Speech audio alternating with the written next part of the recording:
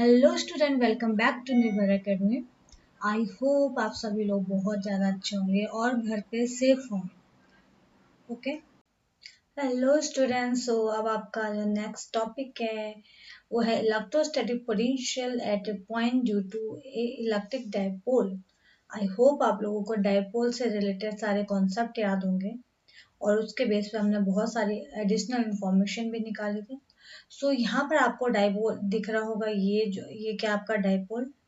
ठीक है, दोनों चार्जेस के बीच का डिस्टेंस हम क्या ले रहे थे, 2a ले रहे थे। तो यहाँ से हम क्या निकाल सकते हैं, डायरेक्टली डायपोल मोमेंट निकाल सकते हैं, वो हम निकालते हैं।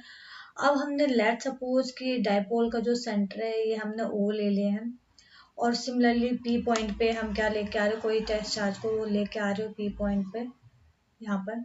अब इस पी पॉइंट पे इन डायपोल का क्या इफेक्ट पड़ेगा वो हमें निकालना है।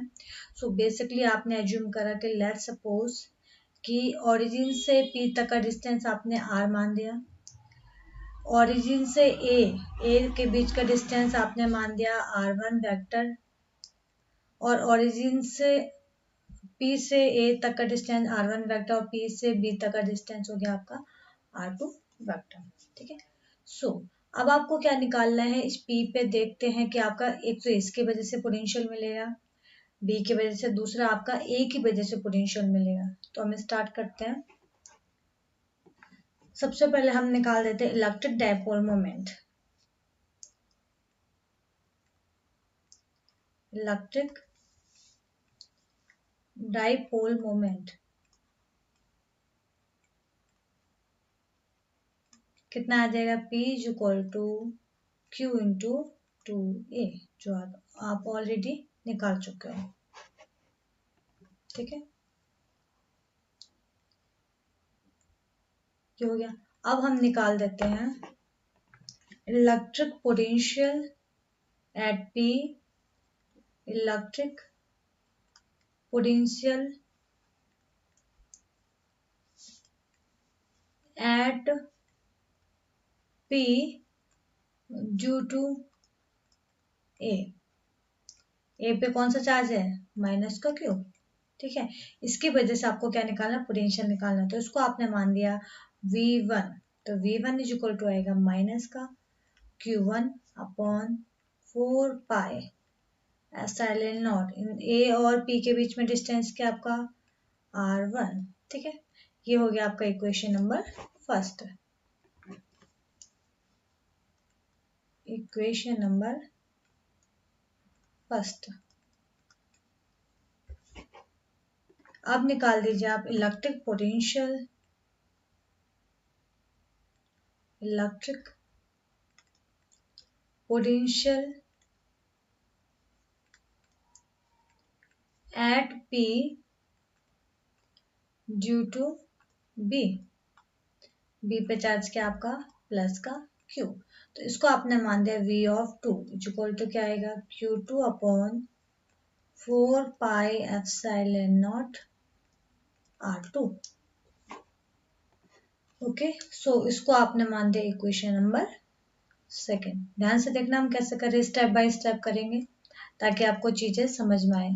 ठीक है, अब हमने एज्यूम करा, लेट सपोज आपके इसके बीच में एंगल आपने मान दिया, ये एंगल हो गया आपका थीटा। तो ये वाला एंगल कितना आ जाएगा आपका 180 माइनस थीटा।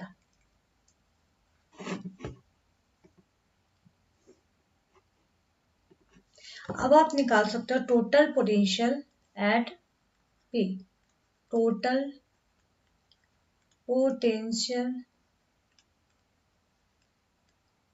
एट P कितना आ जाएगा, V। P इसको ले लिया टोटल पोटेंशियल, मतलब P पे कितना आएगा, VP इज इक्वल टू क्या, दो पोटेंशियल मिल रहे भाई, V1 प्लस V2। ठीक है, रख दीजिए। V1 कितना है, माइनस का Q1 upon 4 pi epsilon not R1 square नहीं है, R1 plus Q2 upon 4 pi epsilon naught R2। Q1 Q2 की जगह क्या यहाँ पर प्लस Q माइनस Q, तो इसको ले लिया आपका minus Q upon 4 pi epsilon not R1 plus का Q upon 4 pi epsilon naught R2। ठीक है, यहां से आप क्या ले सकते हो, कॉमन ले सकते हो। क्या कॉमन आएगा?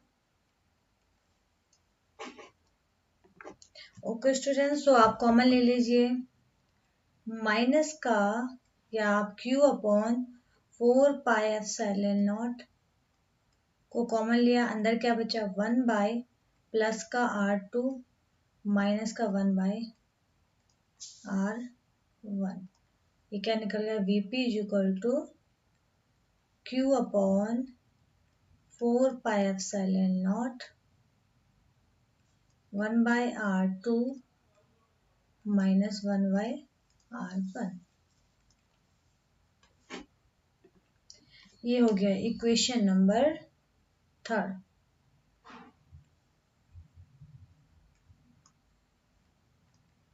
अब हमारा जो टास्क बचता है, हमें निकालना है R1 एंड R2। वो आप कैसे निकालोगे?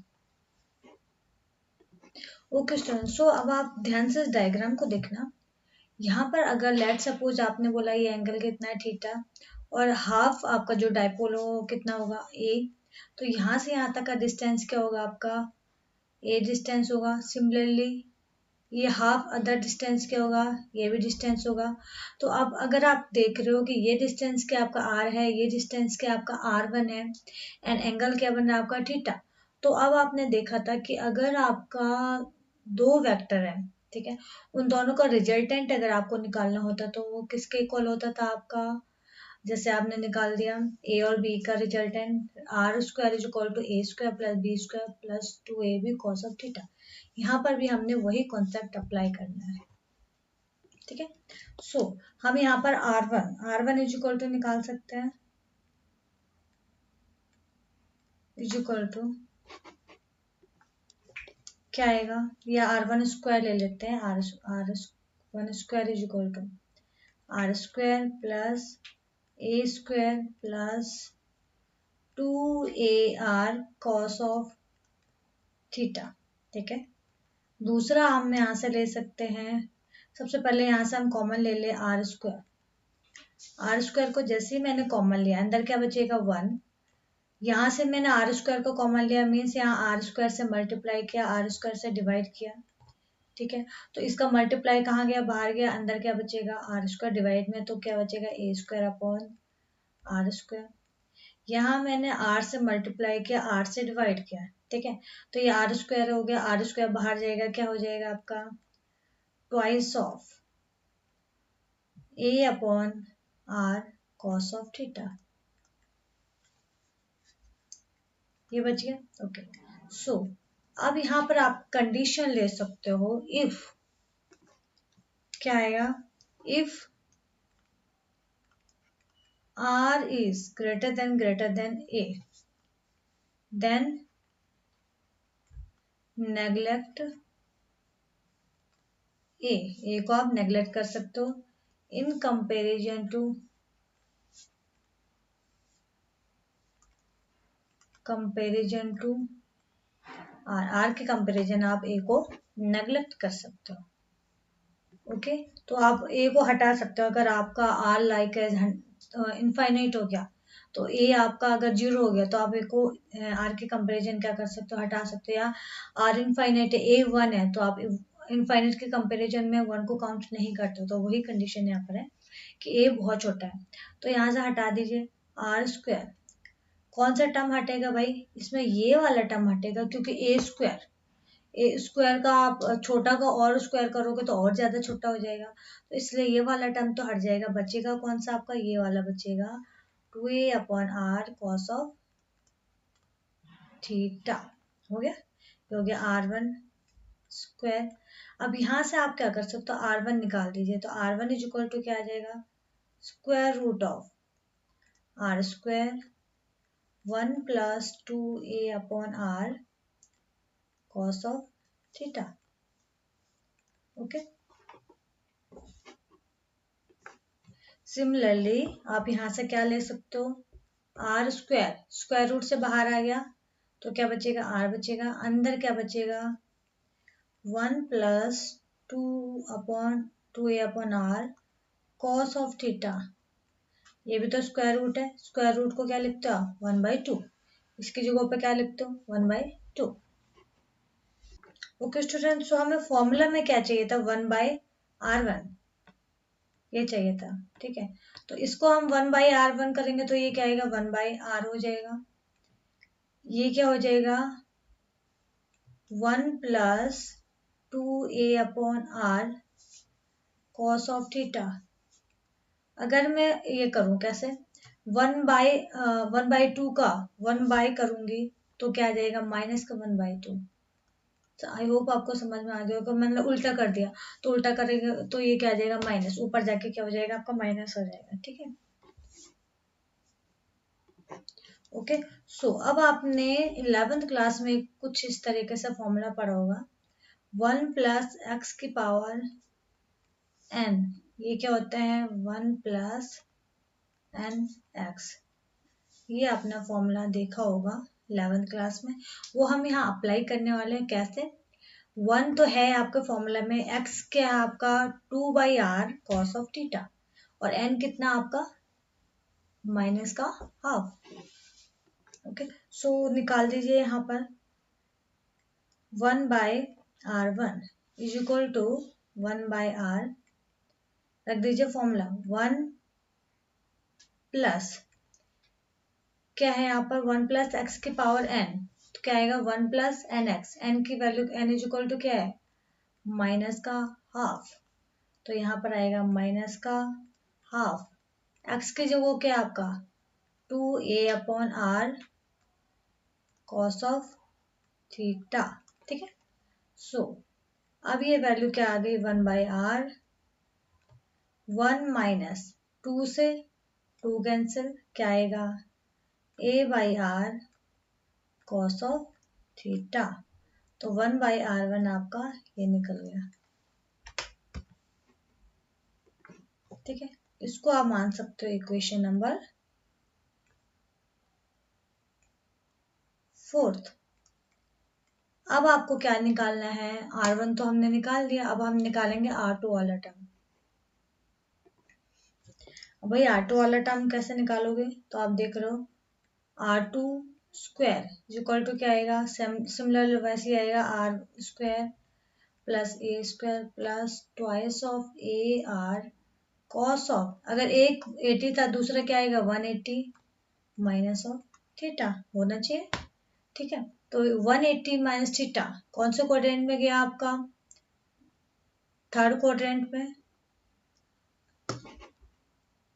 ओके, सो 180 माइनस थीटा आपके कौन से क्वाड्रेंट में गया, आपका सेकंड क्वाड्रेंट में। सेकंड क्वाड्रेंट में आपका कॉस क्या होता है माइनस होता है, और कॉस क्या होता है आपका 90 इंटू इवन है। ठीक है, तो 90 इंटू इवन आपका क्या आ जाएगा आपका साइन कॉस में ही कन्वर्ट होगा, क्योंकि आपने देखा 90 इंटू सम 90 इंटू इवन आता तो जो जितने भी ट्रिग्नोमेट्रिक रेशियो होंगे अपने आप में ही चेंज होंगे, लाइक साइन साइन में चेंज होगा, कॉस कॉस में चेंज होगा, टेन टेन में चेंज होगा, कॉट कॉट में चेंज होगा, सेक कॉसेक सिमिलरली इसी तरीके से आपके चेंज होंगे। तो यहाँ पर आप निकाल सकते हो कि कॉस किस में होगा, कॉस में ही चेंज होगा, लेकिन आपका साइन क्या आएगा यहाँ पर माइनस साइन। तो ले लीजिए r² प्लस a², ये आएगा माइनस का 2ar cos ऑफ थीटा। ठीक है, ये हो गया r² ओके, अब सिमिलरली यहाँ से फिर से आप r² को कॉमन ले लोगे, r² क्या आ जाएगा 1 + a² plus r² minus 2a/r cos of theta. Okay, then अब आप इसको सॉल्व कीजिए कैसे, यहाँ से फिर से आप a को नेगलेक्ट कर सकते हो, आपका रिजल्ट क्या आ जाएगा r2² is equal to r², a को नेगलेक्ट कर दिया तो a हट जाएगा, यहाँ क्या बचेगा 1 - 2a/r cos ऑफ थीटा। ठीक है, फिर से आप यहाँ से ले सकते हो r2 इज इक्वल टू क्या आएगा √r²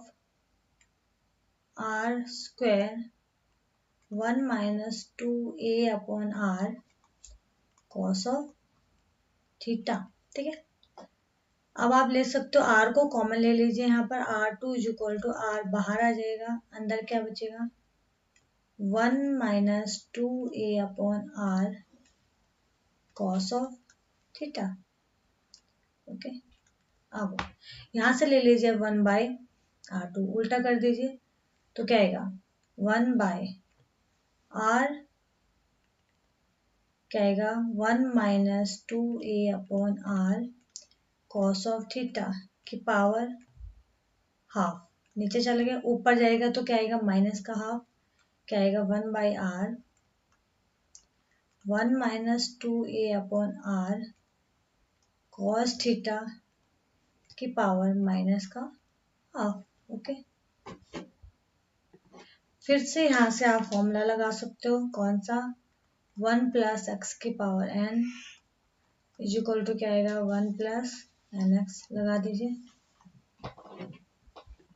okay, so 1 by R two कितना आ जाएगा 1 by R two is equal to 1 by R, लगा दीजिए 1 माइनस ये कितना है n कितना है माइनस का हाफ, x कितना है 2a by R cos of theta. ठीक है, तो रिजल्ट कितना आएगा आपका 2 से 2 कैंसिल तो क्या आएगा 1 by R 1 plus a by R cos of theta. ठीक है, तो आपका आ गया 1 by R two is equal to 1 by R 1 plus a by R cos of theta. Okay, so अब ये इक्वेशन नंबर हो गया आपका equation number 5।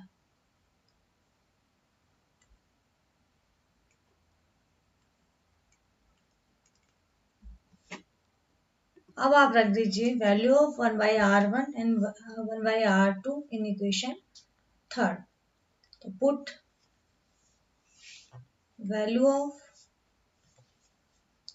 1 by R one and 1 by R two in equation third में आप इसको रख दीजिए। ठीक है, तो क्या रिजल्ट आया था Vp is equal to Q upon 4 pi epsilon naught, अंदर क्या था 1 by R two minus 1 by R one, ये था आपका इक्वेशन नंबर थर्ड। तो यहाँ पर वैल्यू रख दीजिए तो क्या आएगा Q upon 4 pi epsilon naught 1 by R two कितना आपका 1 बाई आर,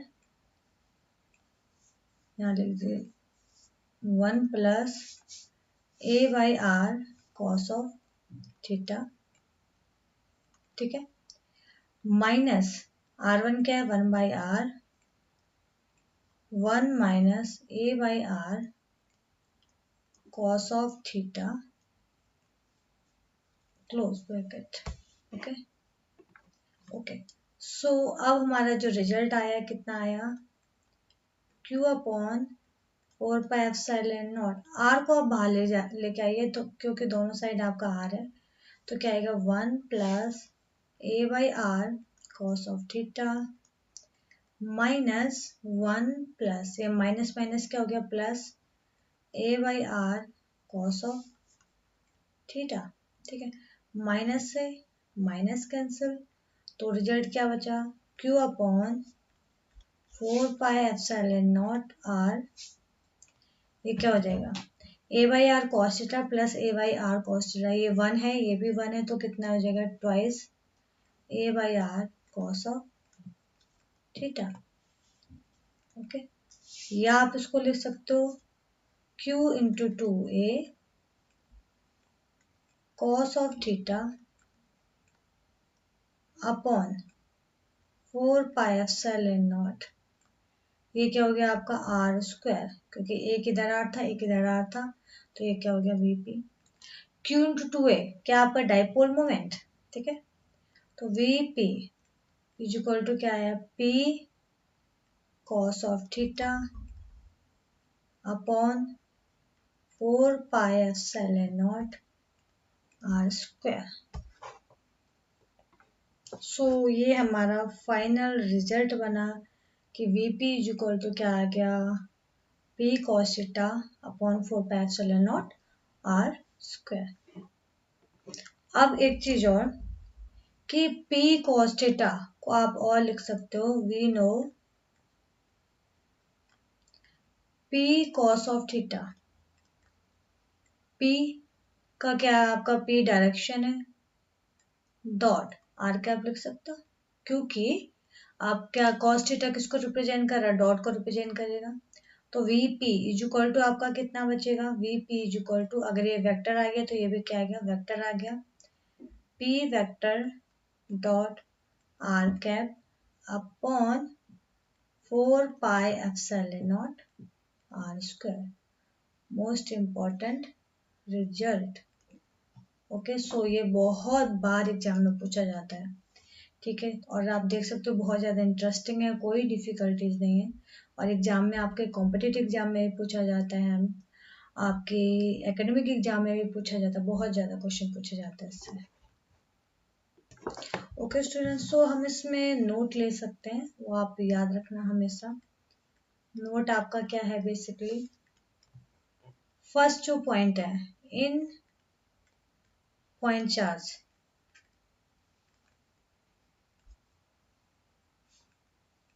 जो आपका इलेक्ट्रिक फील्ड इंटेंसिटी है क्या है, proportional to 1 by R square. Potential कितना है, प्रोपोर्शनल टू 1 बाई आर. ठीक है, फिर आप ले सकते हो इन डाइपोल, एंड तीसरा हम लिख देते हैं एफ. एफ प्रोपोर्शनल टू क्या होता है, 1 बाई आर स्क्वायर. यही था. In dipole E proportional to 1 by R cube. V proportional to क्या आ रहा है, 1 बाई आर स्क्वायर आपने देखा. और F प्रोपोर्शनल टू क्या है, 1 बाई आर क्यूब. ठीक है, एंड इन क्वाड्रपोल जिसमें चार चार्ज हो, क्वाड्रपोल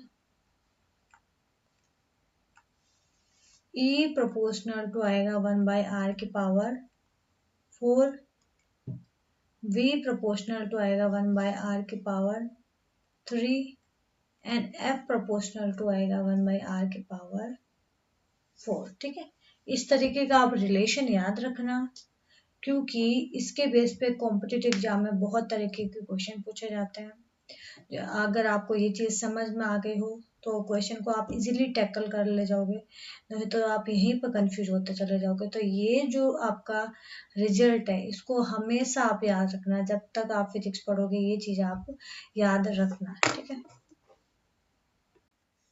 हेलो स्टूडेंट्स, सो अब हम यहाँ पर कंसीडर करते हैं, जैसे हमने इलेक्ट्रिक फील्ड इंटेंसिटी के टर्म में लिया था axial plane and equatorial plane. ठीक है, सो बेसिकली यहाँ पर भी हम निकाल देते हैं कि अगर हमारा एक्सल प्लेन की बात करें तो हमारा वहाँ पर इलेक्ट्रिक पोटेंशियल कितना आएगा. ठीक है, तो फर्स्ट जो हम पॉइंट ले लेते हैं at axial plane. Axial plane, ठीक है. तो आप क्या देख रहे हो कि एक्सेल प्लेन में जो आपका आर है, आर नॉर्मली कितना रहता है, या आप एक्सेल प्लेन में जो थीटा लेते हो, थीटा कितना होता है आपका, 0 डिग्री का होता है. ठीक है, थीटा कितना होगा आपका, या तो 0 डिग्री का होगा या तो आपका कितना होगा, पाई का होगा. ठीक है, या आप 360 मीन्स आपका वो जीरो ही होता है तो उसको लेने की जरूरत नहीं है, तो कितना होगा, जीरो या पाई पे होगा. ठीक है, तो अब हम यहाँ पर पोटेंशियल को निकाल सकते हैं. पोटेंशियल आपका V इक्वल टू क्या है, P cos of theta upon 4 pi epsilon naught R square. ठीक है, यहाँ पर आपका थीटा कितना 0 डिग्री है तो क्या आएगा, P cos of 0 degree upon 4 pi epsilon naught R square. ठीक है, या यहाँ पर जो रिजल्ट आएगा वो आएगा P upon 4 pi epsilon naught R square, जब आपने बोला एक एक्सेल प्लेन में. ठीक है, दूसरा आपने कौन सा पढ़ा था, इक्वेटोरियल प्लेन. तो यहाँ ले लीजिए इक्वेटोरियल प्लेन. इक्वेटोरियल प्लेन ठीक है, तो इस केस में आप थीटा को क्या लोगे, 90 डिग्री लोगे, या आप थीटा को क्या लोगे, 270 डिग्री लोगे। ठीक है, तो अब आप क्या देख सकते हो, v इज इक्वल टू क्या आ जाएगा, p cos of theta upon 4 pi epsilon naught R square, ये रिजल्ट था। यहाँ पर रख दीजिए थीटा की वैल्यू 90 या 270 डिग्री, तो 90 degree upon 4 pi epsilon naught R square. But आप क्या देख रहे हो, cos 90 की वैल्यू कितनी होती है, 0, तो ये टोटल पोटेंशियल क्या हो जाएगा आपका, 0 हो जाएगा। तो अब आप देख सकते हो कि जब आपने इक्वेटोरियल प्लान लिया या परपेंडिकुलर लिया टू डाइपोल, डाइपोल के परपेंडिकुलर आपने कोई पॉइंट चार्ज लिया है, तो वहां पर आपको जो पोटेंशियल, आपको कोई भी पोटेंशियल फील नहीं होगा, वहां पर आपको केवल क्या होगा, पोटेंशियल 0 फील होगा। ओके, सो ये बेसिक था आपका इक्विपोटेंशियल। अब आप देख सकते हो कि आप जैसे जैसे टॉपिक आप पढ़ते जा रहे हो, पहले वाली चीज रिवाइज होते चली जा रही है। ठीक है, तो इसलिए मैं आपको स्टार्टिंग से ही बोली थी कि अगर आपको ये चैप्टर, फर्स्ट चैप्टर समझ में आ गया, तो आगे के चैप्टर भी आपको ऑटोमेटिक समझ में आते रहेंगे।